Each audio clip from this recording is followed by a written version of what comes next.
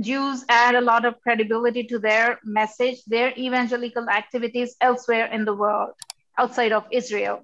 So that's one of the reasons they're converting Jews.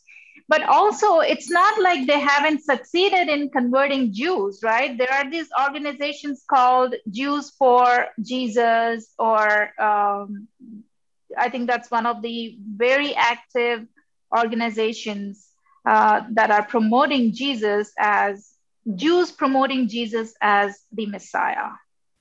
Right. So I want to comment on something you said. You said that you're a mythicist. But even that you're a mythicist, that isn't relevant to Christians. Christians are not mythicists, obviously. So that means whether Jesus existed or did not exist historically, if there was such a figure in the first century, the Christians believe that he really did exist. He was a historical figure, and therefore it bothers them a lot. It would not bother you, or would not bother Robert Price, Dr. Price, but it really bothers the Christians an enormous amount. The question is, what am I doing? So the only possible response is education. That means if empowerment of knowledge is not the answer, then everything we're doing is wrong. The Jewish people cherish knowledge and wisdom. This is a very big part of our culture, is having knowledge, having wisdom, understanding, delving into the text. Every Jewish child raised in a Jewish home could read Hebrew as a first language, and Hebrew is the national language of my country. So therefore, you can't fool Jews who are knowledgeable because they know. The Jews who join Jews for Jesus, these Jews, unfortunately are Jews who are not educated in the Jewish scriptures, and therefore, of course, they could make this mistake. So everything is about education. Let's look back at the Jewish Bible. Let's learn about what the Messiah is supposed to do. What is the Messiah? What does that mean? See, the danger is that Christians and Jews are both using the word Messiah, same word, but we mean something completely different, and people don't know that. We're using the same word like Satan, we use words like heaven, but we mean something utterly different. We use words like monotheism, but we mean something entirely different when we use those words. So you have to be very aware of that. So the beginning and end of everything is education. Knowledge is power. And if people understand about the root of the faith, then they will be able to detect the counterfeit immediately. Let me tell you something interesting. I was lecturing in Washington. It's actually in Virginia, in Fairfax, right outside the capital of the United States, at a synagogue. Met a fellow who works for the Secret Service of the United States, federal agency.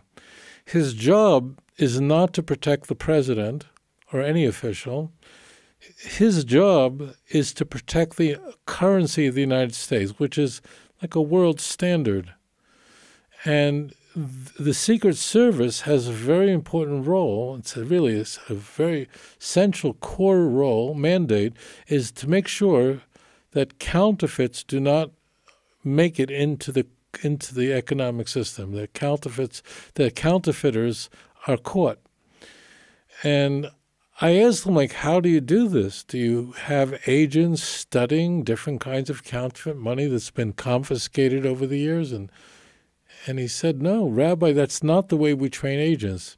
He said the way we train our agents how to immediately detect counterfeit currency is we show them real money, real currency. American dollars are printed on a paper. There is no other paper like it in the world. And they know exactly what it feels like.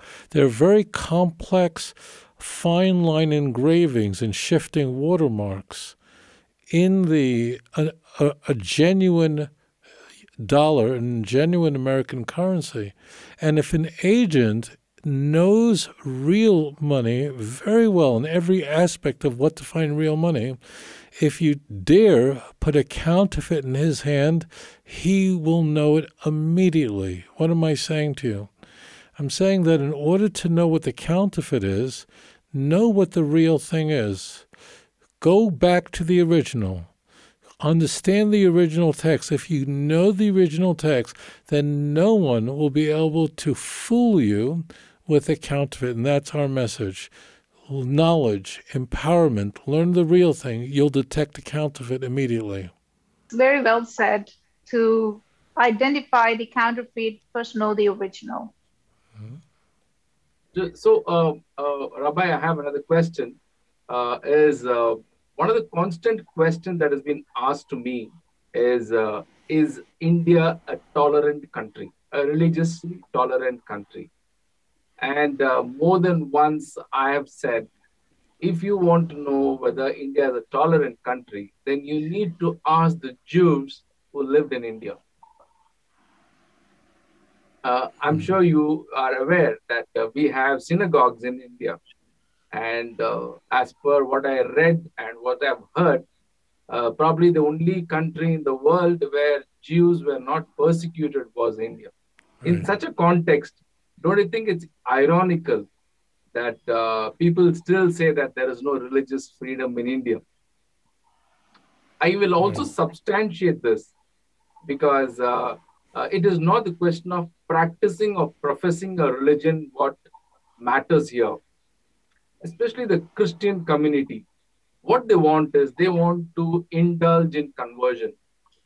And when there are steps taken to counter it, it's called religious intolerance.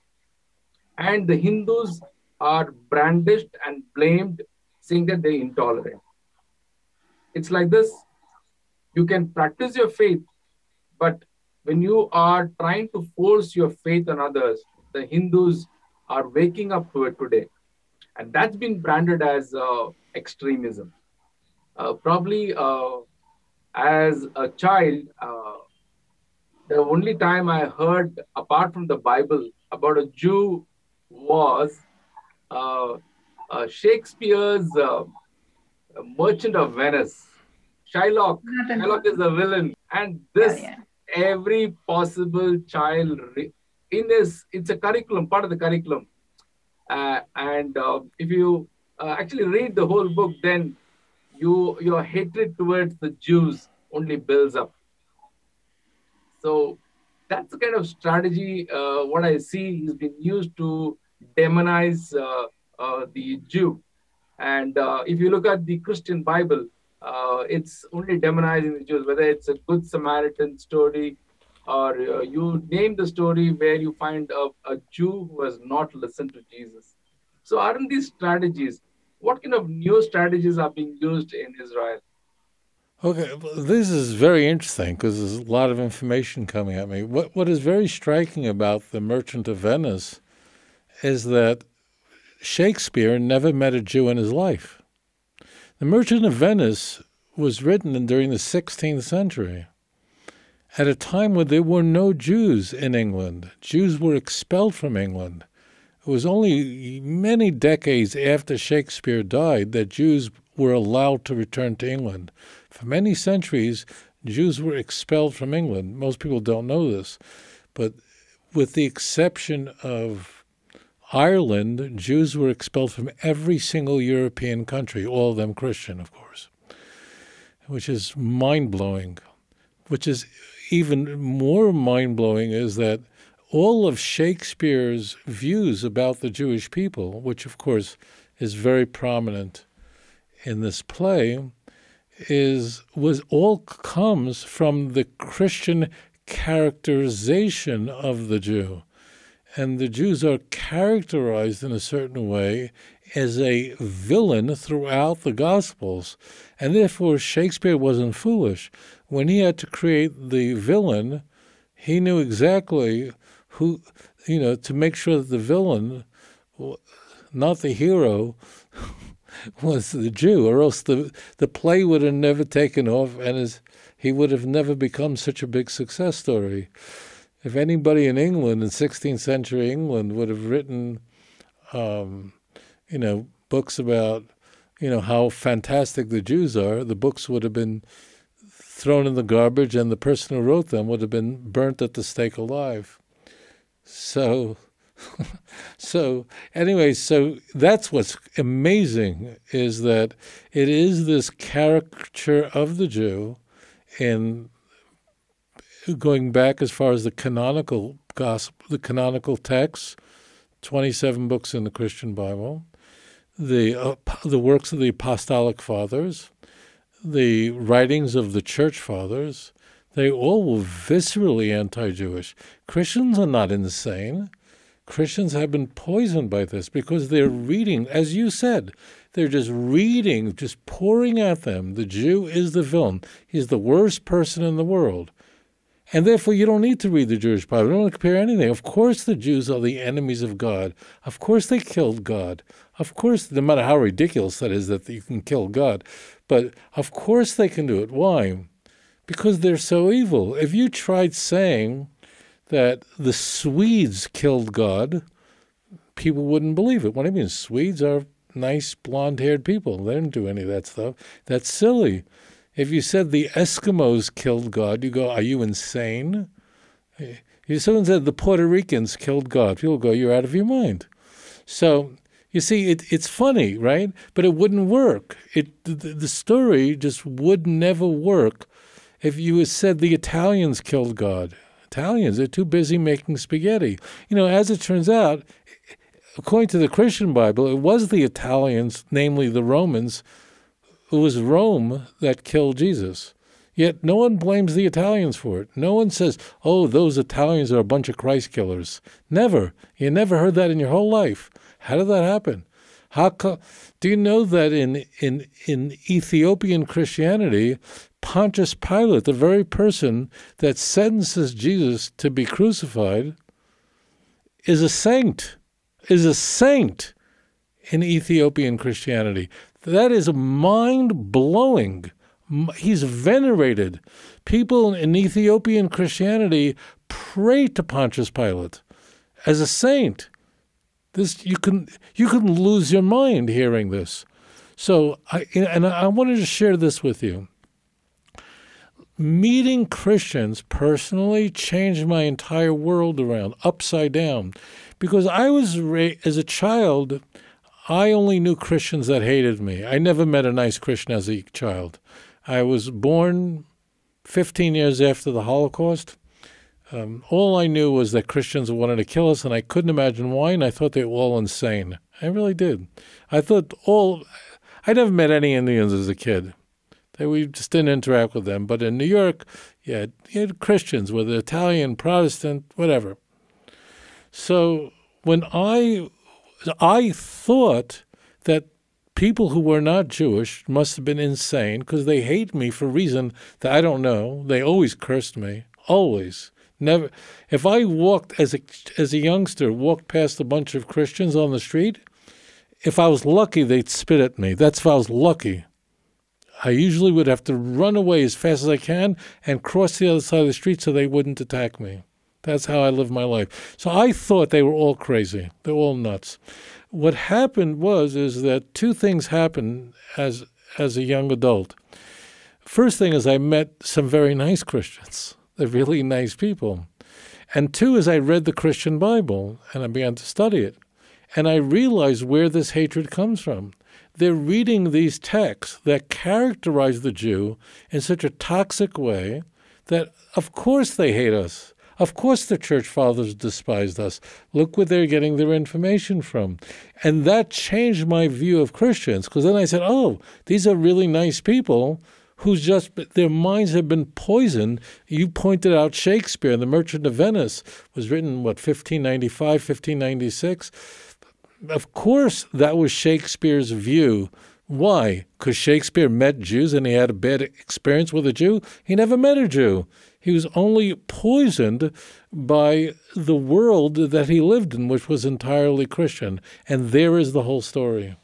In fact, I remember reading it many years back as probably in the 7th grade, but I still remember the words, a couple of words, sentences. It says, "Not a drop of Christian blood will fall on the ground." I remember that. And the second thing is this, a pound of Christian flesh. So these are the things which Shylock asks. So these things have had a lasting experience on and an impression on people. Yeah, so this strategy of demonizing a particular sect that stands in opposition to anything that Christians say and do has been in practice since long. I mean, since the canonical times. That's right. Since the New Testament times. That's and right. Today in India, if you take any popular movie or a series, all the antagonists are Hindus, invariably, and all the good people are everybody that's not a Hindu, like Christians and Muslims. So this we've been seeing for many, many years, but it's just now that Hindus are waking up to this fact. For all these years, all these decades, we've been taking it as creativity, so to say. And a lot of times we didn't even pay attention that something like this was going on. So off late, we see this more aggressively being played out, and people are waking up to this fact. So yes, this is one of their strategies. In fact, if you look at the Indian context also, unlike, for example, Israel is a different ball game, India is a different ball game. If you look at the Indian context, very clearly targeting Hindus. For example, Thomas came to India, opposed to one of the 12 disciples came to India. This is what has been preached, which has been rubbished by the previous Pope, said that he would not have come to India. Now, when you look at Thomas having come to India, 2000 years back, the story that is being built is this, that a Hindu priest killed him with a spear. He became a martyr in India, and he was killed by a Hindu priest. Can you believe it? The kind of a story that is being built so that the hatred on the Hindus builds up. So every other sections of the society, if you see, the villain here in India is a Hindu. So much so to say that there is a class called the Brahmin society. The Brahmins are the ones who are the priests, who are learned, and they are being brandished as the villains in the Christian world. Just to throw that into the conversation. So I'm sure they would have employed the same such strategies across the globe wherever they went, so that they could pin the particular indigenous civilizations and show the Christians as an upper class or the victimhood or anything of that sort. So there's one more thing. What I wanted to ask is this. There is this anti-missionary law which is being implemented in Israel. You're aware of it, Rabbi? I remember because... I would think so. Yeah. And also I wanted to bring to this discussion the way God channel, an evangelical channel came into Israel and it was asked to live also. That's right. Yeah. Could you throw light on that? Yeah, so let me explain this part. Let me explain this because Israel is a free country, and people are free to practice their religion. There are very specific laws in this country that relate to missionaries.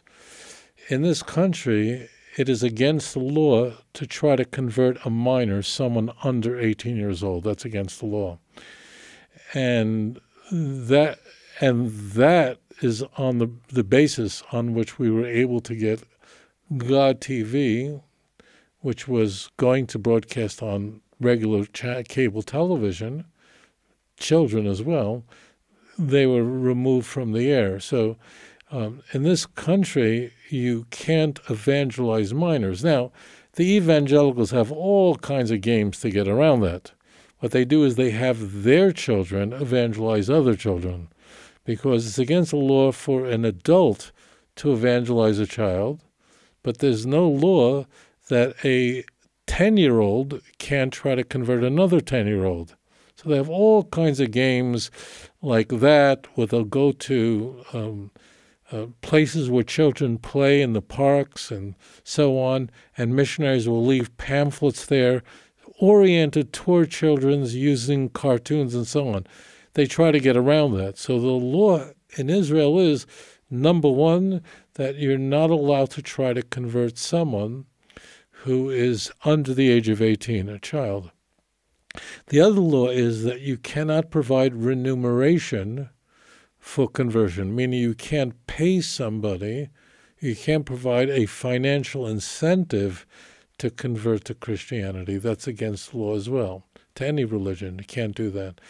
So, and those are the only laws. There have been laws that were raised in the parliament here in Israel called the Knesset to try to outlaw evangelism in general, but those efforts have not yet been successful. So those are the laws here in Israel. But otherwise, I mean, look, there are 200,000 Christians living in Israel. And they don't have to worry that Jews are going to try to convert them. They don't have to worry that Jews are going to try to convert their children. That's not going to happen. People here have complete religious freedom. Just stay away from our children. Don't try to convert our kids. Don't get involved in this charade where becoming a Christian is really becoming a Jew. Don't play these games, because then it's false advertising. Then you're engaging in a fraud, and that's something that I confront. So what's the Christian representation in the parliament? What percentage? Oh, very, very small. I want to think this through for a moment. So there are 120 seats in parliament, and how many Christians are there? I don't know. There may be two, maybe. I don't know. I'm just guessing. So one other thing about the Christians that are here, I mentioned there are 200,000, and that is that they're Arabs. They're Arab Christians. And the Arab Christians are almost all Roman Catholics. Not all, but almost all Roman Catholic. I'm talking about people who actually are just citizens of Israel. They're almost all Roman Catholic. And Roman Catholics today are not interested in converting Jews. So therefore, the 200,000 Arabs, so it's possible that in what's called the Joint List, which is it's a coalition of a number of Arab parties or Islamic parties, that there might be a Arab Christian there. I don't recall offhand. It's possible. But whoever that person is, I can assure you, the last thing on his mind or her mind is trying to convert Jews. It's these people that are coming from abroad, getting all sorts of visas, and then coming here doing their work. There are some evangelical Christians who live here, are citizens of Israel, but it's not very much. It's from the outside coming in. So there are no laws that prevent a person coming to the country on a visitor's visa indulging in conversion activities? No, none. No, there's no law like that in this country. Now, it is true that I have a very large YouTube channel. I have, about 11 million viewers. So, and I speak extensively. I used to do a lot of public speaking. Now with this plague that the whole world is dealing with, there's no public events. So anybody who comes in here trying to pull a stunt like that and try to convert the Jews, I am going to make this country and people around the world know about that. And they're going to be, and it's going to bring whatever, social pressure, whatever it is, people are going to know. And I'm going to make sure of that. So it's not illegal. That means they're engaging in a practice that is considered, it's just taboo. It's very offensive to us. The Jews see the land of Israel as an oasis, a place where we escaped Christianity. This is where we came so we don't have to live under the heels of the church. This is our oasis. The whole state of Israel is 25,000 square kilometers. It's a very tiny place, little country. Country you can drive from the north to the south in just 4 or 5 hours. That's it. You can go from the east to the west in this country. You can drive it in an hour without traffic. That's how small this country is. Very tiny place. And we came here to escape persecution in Christian countries. Not in India, not in China, but in countries that are Christian, and other countries and Muslim countries as well. So this is just like in India, there are certain cultural norms that if you violate them, it's considered a very serious taboo. It depends on what state in India you're in, but there are cultural norms and there are very strong taboos in India. Here, running around trying to destroy the Jewish faith by evangelizing is considered extremely repulsive to the Jewish people.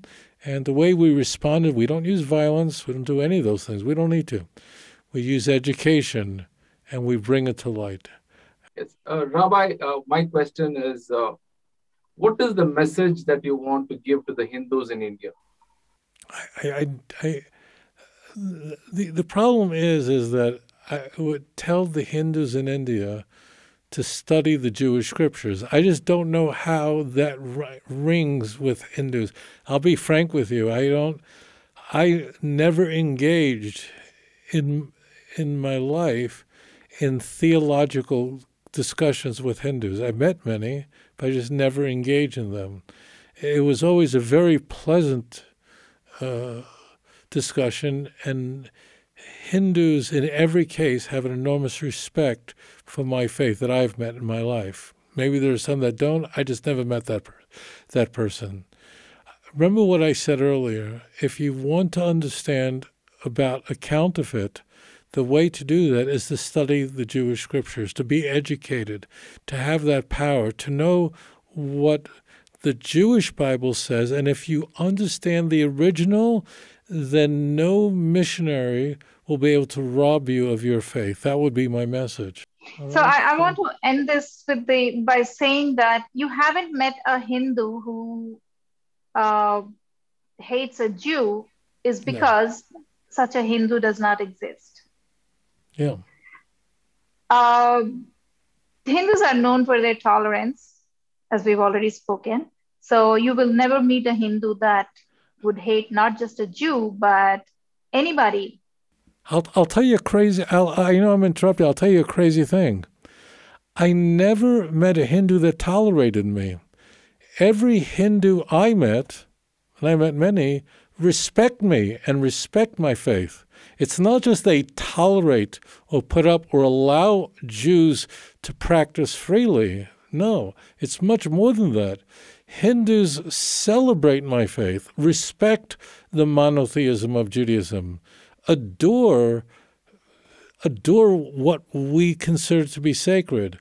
So I will say this to you, I've never been tolerated by a Hindu. I've always been cherished, admired, and respected by Hindus all my life. And that's never changed. So we're done with being tolerated. We really want to be respected. And we are by Hindus, and I wanted to make that point. But I understand what you're saying, and I wanted to convey that to you. Yeah. Thank you so much for correcting me and adding that there. So you're not just tolerated, you're respected, even on this show and by the viewers of this show too. You've suggested the Hindus to get enlightened about the Jewish scriptures. So I would definitely partner with you in bringing that education to them, since I'm involved in educating the Hindus about the Bible, both the Hebrew and the Greek scriptures. So I can definitely partner with you, learn some Hebrew from you, and then probably bring them the education that they require to counter conversions in their neighborhoods, workplaces, and schools and colleges. Well, it sounds like a wonderful thing. Yeah. So thank you so much, Rabbi, for your time. And thank you, Jerome, for joining us. And we will continue this conversation, and probably we can get together for a series of videos on theological matters. I look forward to it. Thank you. I thank both of you for having me on. It really was a joy. Not to be tolerated, but to be respected by both of you. I really enjoyed this program. That's the Indian way of life. Indian way of life is to accept everybody the way they are. Thank you so much. That's it. And thank you, and shalom to both of you. Namaste. Thank you. Thank you, viewers, for watching, and I will see you in another episode. Until then, namaste.